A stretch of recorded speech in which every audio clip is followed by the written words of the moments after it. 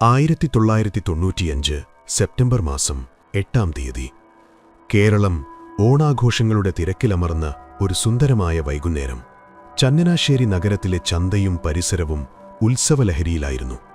കച്ചവടക്കാരും ഉപഭോക്താക്കളും നിറഞ്ഞുനിന്ന ആ തെരുവുകളിൽ 12 വയസ്സുകാരനായ മഹാദേവൻ തന്റെ പ്രിയപ്പെട്ട നീല സൈക്കിളിൽ കറങ്ങി നടക്കുകയായിരുന്നു. ചങ്ങനാശ്ശേരി ചന്തയ്ക്ക് സമീപം പൂജാസാധനങ്ങളും മറ്റും വിൽക്കുന്ന കട നടത്തിയിരുന്ന സുബ്രഹ്മണ്യന്റെ ഏക ആൺതലിയായിരുന്നു അവൻ. വികൃതിയാണെങ്കിലും എല്ലാവർക്കും പ്രിയങ്കരനായിരുന്ന മഹാദേവൻ പഠനത്തേക്കാളുപരി അച്ഛന്റെ കടയിൽ സഹായിക്കാനും സൈക്കിൾ ചവിട്ടി നഗരം ചുറ്റാനുമാണ് സമയം കണ്ടെത്തിയിരുന്നത്. അന്നു വൈകുന്നേരം 5 മണിയോടെ വീട്ടിൽ നിന്നിറങ്ങിയ അവൻ അച്ഛന്റെ കടയ്ക്ക് തൊട്ടടുത്തുള്ള ഉണ്ണിയുടെ സൈക്കിൾ ഷോപ്പിലേക്ക് പോകുകയായിരുന്നു. സൈക്കിളിന്റെ ചെയിൻ ലൂസായതോ മറ്റോ ശരിയാക്കാനായിരുന്നു ആ യാത്ര. എന്നാൽ ആ യാത്ര തന്റെ ജീവിതത്തിലെ അവസാനത്തെ യാത്രയാകുമെന്ന് ആ കുട്ടി അറിഞ്ഞിരുന്നില്ല. സന്ധ്യ മയങ്ങിയിട്ടും മഹാദേവൻ തിരികെ വരാത്തതിനെ തുടർന്ന് സുബ്രഹ്മണ്യൻ പരിഭ്രാന്തനായി. സാധാരണഗതിയിൽ ഇരുട്ടുന്നതിനു മുമ്പ് വീട്ടിലെത്തുന്ന കുട്ടിയാണ്. സമയം 7 മണി കഴിഞ്ഞപ്പോൾ സുബ്രഹ്മണ്യൻ നഗരത്തിന്റെ പല ഭാഗങ്ങളിലും തിരച്ചിലാരംഭിച്ചു. ചങ്ങനാശ്ശേരിയിലെ പുഴയോരങ്ങളും ഇടവഴികളും റെയിൽവേ സ്റ്റേഷനും അദ്ദേഹം അരിച്ചുപെറുക്കി. പരിചിതരായ എല്ലാവരോടും മകനെക്കുറിച്ച് ചോദിച്ചു. എന്നാൽ കണ്ടില്ല എന്ന മറുപടി മാത്രമാണ് എല്ലായിടത്തുനിന്നും ലഭിച്ചത്. രാത്രി 10 മണിയോടെ ചങ്ങനാശ്ശേരി പോലീസ് സ്റ്റേഷനിൽ പരാതി നൽകപ്പെട്ടു. പോലീസ് പ്രാഥമികമായ അന്വേഷണം നടത്തിയെങ്കിലും ആ അടിയൊഴുക്കുകൾ തിരിച്ചറിയാൻ അവർക്ക് സാധിച്ചില്ല. മകൻ എവിടെയെങ്കിലും കൂട്ടുകാരുടെ കൂടെ പോയതാകാം എന്നു പറഞ്ഞ് പോലീസ് അവരെ ആശ്വസിപ്പിച്ചു. പക്ഷേ ആ മാതാപിതാക്കളുടെ ഉള്ളിൽ തീയായിരുന്നു. പിറ്റേന്ന് പുലർച്ചെ മുതൽ നാട്ടുകാരും ബന്ധുക്കളും ചേർന്ന് വലിയൊരു തിരച്ചിൽ സംഘം രൂപീകരിച്ചു.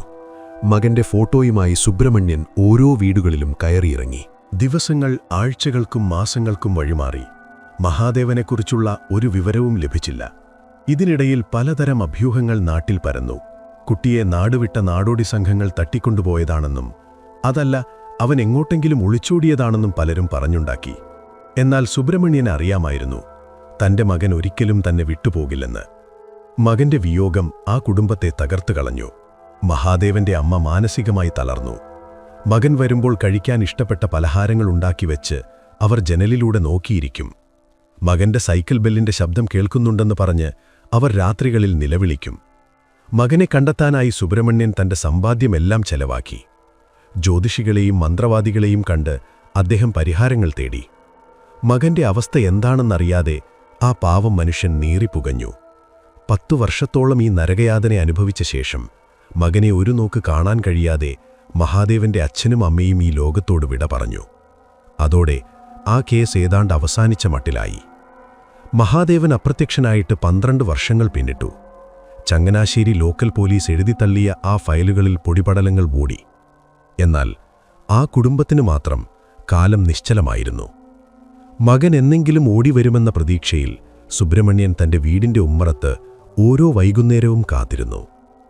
അച്ഛാ എന്ന വിളിക്കായി കാതോർത്ത് ആ പാവം മനുഷ്യൻ തിരുവുകളിലൂടെ അലഞ്ഞു. മകനെ കണ്ടെത്താനായി സമ്പാദ്യമെല്ലാം ചെലവഴിച്ച അദ്ദേഹം സാമ്പത്തികമായും തകർന്നു. ഒടുവിൽ 2007 തന്റെ പ്രിയപ്പെട്ട മകൻ എവിടെയാണെന്നോ അവൻ എന്ത് സംഭവിച്ചെന്നോ അറിയാതെ സുബ്രഹ്മണ്യൻ ഈ ലോകത്തോട് വിട പറഞ്ഞു. അധികം വൈകാതെ തന്നെ മഹാദേവന്റെ അമ്മയും മരണത്തിന് കീഴടങ്ങി. ആ വീട് നിശബ്ദമായി. എങ്കിലും മഹാദേവന്റെ സഹോദരിമാരുടെ ഉള്ളിൽ നീതിക്കായുള്ള കനൽ അണയാതെ നിന്നു. തങ്ങളുടെ അച്ഛനും അമ്മയും മരിച്ചത് ആ വേദനയിലാണെന്ന് അവർക്കറിയാമായിരുന്നു. വർഷങ്ങൾ 18 കഴിഞ്ഞപ്പോഴാണ് കേസ് ക്രൈംബ്രാഞ്ചിന്റെ പ്രത്യേക സംഘത്തിന് കൈമാറുന്നത്. IPS ഉദ്യോഗസ്ഥനായ എസ് സൈമൺ ആയിരുന്നു ആ ദൗത്യം ഏറ്റെടുത്തത്. തെളിവുകളോ ദൃക്സാക്ഷികളോ ഇല്ലാത്ത ഏതാണ്ട് ഡെഡ് കേസ് എന്ന് വിശേഷിപ്പിക്കാവുന്ന ഒന്നായിരുന്നു ഇത്. സൈമൺ തന്റെ ടീമിനൊപ്പം ആദ്യ ദിവസം മുതൽ കേസ് ഡയറി പഠിക്കാൻ തുടങ്ങി. 1995 ആ വൈകുന്നേരം ചങ്ങനാശ്ശേരിയിൽ നടന്ന ഓരോ ചെറിയ ചലനങ്ങളും അദ്ദേഹം പുനർനിർമ്മിച്ചു. കാണാതായ അന്ന് മഹാദേവൻ എവിടെയൊക്കെ പോയിട്ടുണ്ടാകാം. ആരെങ്കിലും അവനെ ശ്രദ്ധിച്ചിരുന്നോ? ഈ ചോദ്യങ്ങൾക്കുള്ള ഉത്തരം തേടി സൈമൺ നേരിട്ട് ചങ്ങനാശ്ശേരി ചന്തയിലെത്തി. പഴയ കച്ചവടക്കാരെയും നാട്ടുകാരെയും കണ്ട് അദ്ദേഹം സംസാരിച്ചു. പലരും പലതും മറന്നുപോയിരുന്നു. എങ്കിലും സൈമണിന്റെ നിശിതമായ നിരീക്ഷണം ഒരിടത്ത് ചെന്നു നിന്നു. അന്വേഷണത്തിനിടയിൽ സൈമൺ ഒരു കാര്യം ശ്രദ്ധിച്ചു. മഹാദേവന്റെ അച്ഛന്റെ കടയ്ക്ക് തൊട്ടടുത്തായി അന്നൊരു സൈക്കിൾ കട പ്രവർത്തിച്ചിരുന്നു. ഉണ്ണി എന്നൊരാളായിരുന്നു അത് നടത്തിയിരുന്നത്. മഹാദേവൻ ഒരു സൈക്കിൾ പ്രേമിയായിരുന്നിട്ടും അന്ന് ആ കടയിൽ അവൻ കയറിയോ എന്ന് ലോക്കൽ പോലീസ് ഗൗരവമായി അന്വേഷിച്ചിരുന്നില്ല. സൈമൺ ഉണ്ണിയെക്കുറിച്ചുള്ള വിവരങ്ങൾ ശേഖരിച്ചു. മറ്റൊരു ഞെട്ടിക്കുന്ന വിവരം കൂടി അദ്ദേഹത്തിന് ലഭിച്ചു. മഹാദേവനെ കാണാതായതിനു പിന്നാലെ ഉണ്ണിയുടെ കടയിൽ സഹായിയായിരുന്ന മഹേഷ് എന്ന യുവാവിനെയും നാട്ടിൽ നിന്ന് കാണാതായിരുന്നു. രണ്ടുപേരെ ഒരേ കാലയളവിൽ കാണാതാകുന്നത് വെറുമൊരു യാദൃശ്ചികതയല്ലെന്ന് സൈമൺ ഉറപ്പിച്ചു. ഉണ്ണിയെ നിരീക്ഷിക്കാൻ അദ്ദേഹം തീരുമാനിച്ചു. നാട്ടിൽ വളരെ മാന്യനായി ജീവിക്കുന്ന ഉണ്ണിയുടെ പെരുമാറ്റത്തിൽ എവിടെയോ ഒരു കള്ളത്തരം ഒളിഞ്ഞിരിപ്പുണ്ടെന്ന് സൈമണിന്റെ സഹജവാസന മന്ത്രിച്ചു. ഉണ്ണിയെ ചോദ്യം ചെയ്യാനായി ക്രൈംബ്രാഞ്ച് ആസ്ഥാനത്തേക്ക് വിളിപ്പിച്ചു. ആദ്യമൊക്കെ അയാൾ വളരെ ശാന്തനായിരുന്നു. മഹാദേവനെ എനിക്കറിയാം സാർ. അന്ന് വൈകുന്നേരം അവനെന്റെ കടയിൽ വന്നിരുന്നു. സൈക്കിളിന്റെ ചെയിൻ ലൂസായതുകൊണ്ട് അത് ശരിയാക്കാനാണ് വന്നത്. ഞാനത് ശരിയാക്കി കൊടുത്തു. ഉടനെ തന്നെ അവൻ സൈക്കിൾ ചവിട്ടി ചന്തയുടെ ഭാഗത്തേക്ക് പോകുന്നത് ഞാൻ കണ്ടു. അതിനുശേഷം എന്ത് സംഭവിച്ചുവെന്ന് എനിക്കറിയില്ല. ഉണ്ണിയുടെ ഈ മൊഴി വളരെ സ്വാഭാവികമായി തോന്നി. 1995-ൽ ലോക്കൽ പോലീസ് അന്വേഷിച്ചപ്പോഴും ഇതേ മൊഴി തന്നെയാണ് അയാൾ നൽകിയിരുന്നത്. തെളിവുകളൊന്നുമില്ലാത്തതിനാൽ അന്ന് പോലീസ് അയാളെ വിട്ടയച്ചു. ഇത്തവണയും സൈമണിന്റെ സംഘത്തിനു മുന്നിൽ അയാൾ ഇതേ കഥ ആവർത്തിച്ചു. എന്നാൽ സൈമൺ അത്ര പെട്ടെന്നത് വിശ്വസിക്കാൻ തയ്യാറായിരുന്നില്ല. സൈമണിന്റെ സംഘത്തിലെ മിടുക്കനായ ഒരു ഉദ്യോഗസ്ഥൻ ഉണ്ണിയുടെ വീട്ടിൽ ഒരു സാധാരണക്കാരനായി എത്തി.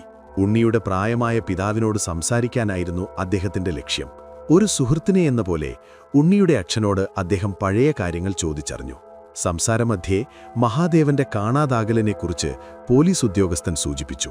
അപ്പോൾ പെട്ടെന്ന് വികാരാധീനനായ ഉണ്ണിയുടെ അച്ഛൻ പറഞ്ഞു, "പാവം കുട്ടി, അവനിനി ഒരിക്കലും തിരിച്ചുവരില്ലല്ലോ." ഈ വാചകം കേട്ടതും പോലീസ് ഉദ്യോഗസ്ഥൻ ജാഗരൂകനായി. "അതെന്താ അപ്പൂപ്പ അങ്ങനെ പറഞ്ഞത്? അവനെവിടെയെങ്കിലും കാണില്ലേ?" എന്ന് വീണ്ടും ചോദിച്ചപ്പോൾ തന്റെ നാവുപിഴ തിരിച്ചറിഞ്ഞ വൃദ്ധൻ പെട്ടെന്ന് ഭയന്നു. "അല്ല, ഞാൻ അങ്ങനെ പറഞ്ഞില്ല. ഇത്രയും കാലമായില്ലേ, അതുകൊണ്ട് പറഞ്ഞതാ" എന്നു പറഞ്ഞ് അദ്ദേഹം വിഷയം മാറ്റി. ഈയൊരു വാചകം അന്വേഷണത്തിൽ വലിയൊരു വഴിത്തിരിവായി. ഉണ്ണിയുടെ അച്ഛന്റെ വാക്കുകളിൽ നിന്ന് ലഭിച്ച സൂചനയുമായി സൈമൺ ഉണ്ണിയെ വീണ്ടും സ്റ്റേഷനിലേക്ക് വിളിപ്പിച്ചു. ഇത്തവണ ചോദ്യം ചെയ്യൽ രീതി മാറി. ഉണ്ണിയെ ഒരു മുറിയിൽ തനിച്ചിരുത്തി മണിക്കൂറുകളോളം കാത്തിരിപ്പിച്ചു. അവന്റെ ആത്മവിശ്വാസം തകർക്കാനായിരുന്നു ഈ നീക്കം. ഒടുവിൽ സൈമൺ മുറിയിലേക്ക് കയറി വന്നു. ഉണ്ണിയുടെ ഓരോ ചലനങ്ങളും അദ്ദേഹം നിരീക്ഷിച്ചു. "നിന്റെ അച്ഛനെല്ലാം പറഞ്ഞു കഴിഞ്ഞു ഉണ്ണി. ആ കുട്ടി ഇനി തിരിച്ചുവരില്ലെന്ന് നിനക്കും നിന്റെ അച്ഛനും എങ്ങനെ അറിയാം?" സൈമണിന്റെ ശബ്ദം ഇടിമുഴക്കം പോലെ ആ മുറിയിൽ മുഴങ്ങി. താൻ സുരക്ഷിതനാണെന്ന് കരുതിയ ഉണ്ണി ഭയന്നു വിറച്ചു. പോലീസ് തന്റെ കുടുംബത്തിലേക്കും എത്തിയെന്നറിഞ്ഞതോടെ അയാളുടെ മാനസിക നില തകർന്നു. ഉണ്ണിയുടെ ഉള്ളിലെ കുറ്റബോധവും ഭയവും പുറത്തുവന്നു. അയാളുടെ നെറ്റിയിൽ വിയർപ്പ് തുള്ളികൾ പൊടിഞ്ഞു. പോലീസിന്റെ തുടർച്ചയായ സമ്മർദ്ദത്തിനും തെളിവുകൾ നിരത്തിയുള്ള ചോദ്യം ചെയ്യലിനും മുന്നിൽ ഉണ്ണിക്ക് പിടിച്ചു നിൽക്കാനായില്ല. അയാൾ വിതുമ്പിക്കൊണ്ടു പറഞ്ഞു, "സാർ, എല്ലാം ഞാൻ പറയാം." സൈക്കിളിന്റെ ചെയിൻ നന്നാക്കാൻ വന്ന മഹാദേവനോട് ഉണ്ണിക്ക് നേരത്തെ തന്നെ ദേഷ്യമുണ്ടായിരുന്നു. കുട്ടിയുടെ അച്ഛൻ സുബ്രഹ്മണ്യൻ പണം തിരികെ ചോദിച്ചതിന്റെ പക ഉണ്ണി തീർത്തത് ആ കുഞ്ഞിനോടായിരുന്നു. കടയ്ക്കുള്ളിൽ വെച്ചുണ്ടായ ചെറിയൊരു തർക്കത്തിനിടയിൽ ഉണ്ണി മഹാദേവനെ ആഞ്ഞടിച്ചു. ബോധരഹിതനായി വീണ കുട്ടിയെ എന്തു ചെയ്യണമെന്നറിയാതെ പകച്ചുനിന്ന ഉണ്ണി ഒടുവിൽ തെളിവ് നശിപ്പിക്കാനായി അവനെ ശ്വാസം മുട്ടിച്ചു കൊലപ്പെടുത്തി. കൊലപാതകം നടന്നപ്പോൾ ഉണ്ണിയുടെ കടയിൽ സഹായിയായിരുന്ന മഹേഷും അവിടെയുണ്ടായിരുന്നു. പേടിച്ചു വിറച്ച മഹേഷിനെ ഉണ്ണി ഭീഷണിപ്പെടുത്തി തന്റെ കൂടെ കൂട്ടി. ആ രാത്രിയിൽ ചങ്ങനാശ്ശേരി നഗരം ഉറക്കത്തിലേക്ക് വഴുതിയപ്പോൾ ഇരുവരും ചേർന്ന് മഹാദേവന്റെ മൃതദേഹം ഒരു ചാക്കിലാക്കി. തെളിവ് അവശേഷിപ്പിക്കാതിരിക്കാൻ ആ സൈക്കിൾ ഓരോ ഭാഗങ്ങളായി അഴിച്ചുമാറ്റി അതേ ചാക്കിൽ തന്നെ നിറച്ചു. അവർ ആ മൃതദേഹവുമായി പോയത് നഗരത്തിനു പുറത്തുള്ള വിജനമായൊരു പറമ്പിലേക്കായിരുന്നു. അവിടെ ആരും ശ്രദ്ധിക്കാത്ത ഉപയോഗശൂന്യമായ ഒരു പഴയ കിണറുണ്ടായിരുന്നു. ആഴമേറിയ ആ കിണറ്റിലേക്ക് അവർ മഹാദേവനെ വലിച്ചെറിഞ്ഞു. കല്ലുകളും മണ്ണും വാരിയിട്ട് ആ കിണർ ഏതാണ്ട് മൂടിയ ശേഷം അവർ അവിടെ നിന്ന് കടന്നുകളഞ്ഞു. പിറ്റേന്ന് രാവിലെ പതിവുപോലെ കട തുറന്ന ഉണ്ണി ഒന്നും സംഭവിക്കാത്തതുപോലെ സുബ്രഹ്മണ്യന്റെ സങ്കടങ്ങളിൽ പങ്കുചേർന്നു. ആ അഭിനയം നീണ്ട 19 വർഷം നീണ്ടുനിന്നു. വർഷങ്ങൾ കടന്നുപോയതോടെ മഹേഷിന്റെ ഭയം അത്യാഗ്രഹത്തിനു വഴിമാറി. തനിക്ക് ലഭിക്കുന്ന ചെറിയ ശമ്പളം കൊണ്ട് ജീവിക്കാൻ പ്രയാസപ്പെട്ട മഹേഷ് ഉണ്ണിയെ ബ്ലാക്ക്മെയിൽ ചെയ്യാൻ തീരുമാനിച്ചു.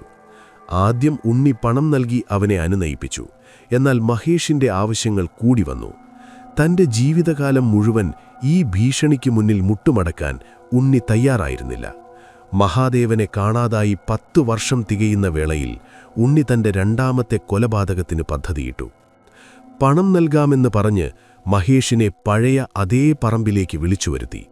ഇരുട്ടിന്റെ മറവിൽ വിശ്വസ്തനായിരുന്ന തന്റെ സഹായിയെ ഉണ്ണി കൊലപ്പെടുത്തി. തന്റെ ആദ്യത്തെ ഇരയെ എവിടെയാണോ അടക്കം ചെയ്തത് അതേ കുഴിയിലേക്ക് തന്നെ തന്റെ രഹസ്യമറിയാവുന്ന ഏക സാക്ഷിയെയും ഉണ്ണി വലിച്ചെറിഞ്ഞു. അതോടെ താൻ എന്നേക്കുമായി സുരക്ഷിതനായെന്ന് ഉണ്ണി വിശ്വസിച്ചു. ഉണ്ണിയുടെ കുറ്റസമ്മതം കേട്ട് സ്തംഭിച്ചുപോയെങ്കിലും സൈമൺ എന്ന ഉദ്യോഗസ്ഥൻ സമയം കളയാൻ തയ്യാറായിരുന്നില്ല. കേവലം ഒരു മൊഴി കൊണ്ട് മാത്രം കോടതിയിൽ പ്രതിയെ ശിക്ഷിക്കാൻ കഴിയില്ലെന്ന് അദ്ദേഹത്തിന് അറിയാമായിരുന്നു. അടുത്ത ദിവസം രാവിലെ തന്നെ സൈമണിന്റെ നേതൃത്വത്തിലുള്ള വൻ പോലീസ് സന്നാഹം ആ പറമ്പിലെത്തി.